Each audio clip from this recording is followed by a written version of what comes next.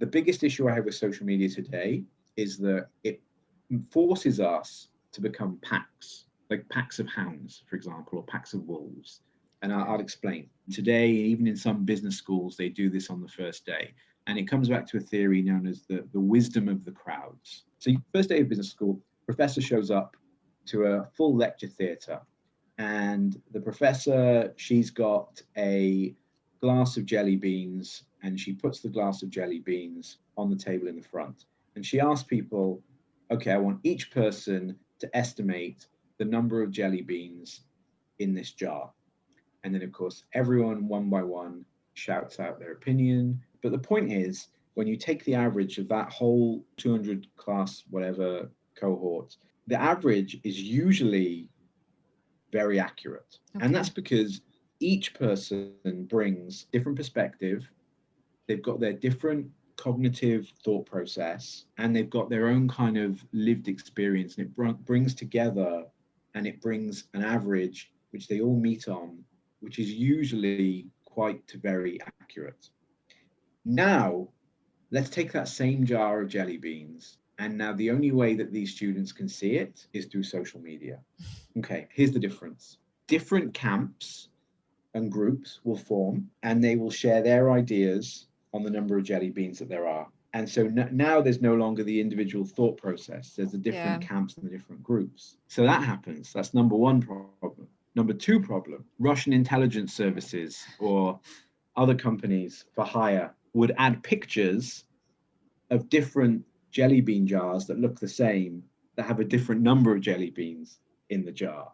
So then it becomes hard to say, well, what was the original jar of jelly beans, or what's the jar of jelly beans we need to consider?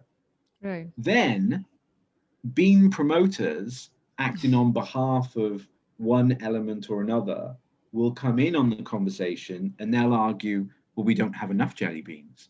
Even though we don't even know the number of jelly beans that are in there, and we don't even know the purpose or the need for these jelly beans, they'll still argue we don't have enough jelly beans, even though we don't know what the jelly beans are for.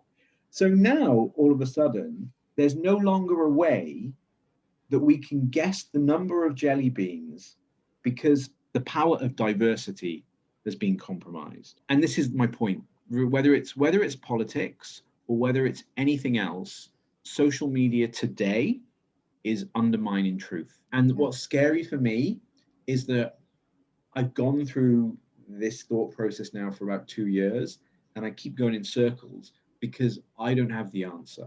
It's hard to say who should be the arbiter of truth.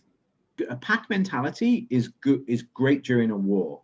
If there's in World War II or World War I, pack mentality is great because we have to come together in order to survive. But in normal functioning society, pack behavior is not good.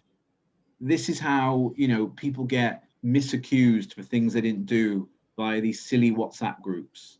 And then in a village somewhere, someone gets dragged out and beaten to death for like literally a false reason, because it's encouraging people to turn into packs. How do we fix it? And I actually don't know. Obviously, things that are going on right now, we're moving towards a world that is becoming more divided, less globalized, way more nationalistic. Some of the rhetoric coming out from many countries is much more nationalistic than ever before. So clearly something needs to be done. But then if we go the other way, where are we heading to? Like, where are we heading to then? So it's finding this balance, which I certainly don't have the answer to, and I keep going in circles on it. I recognize something needs to be changed, but it's hard to know how far we should go.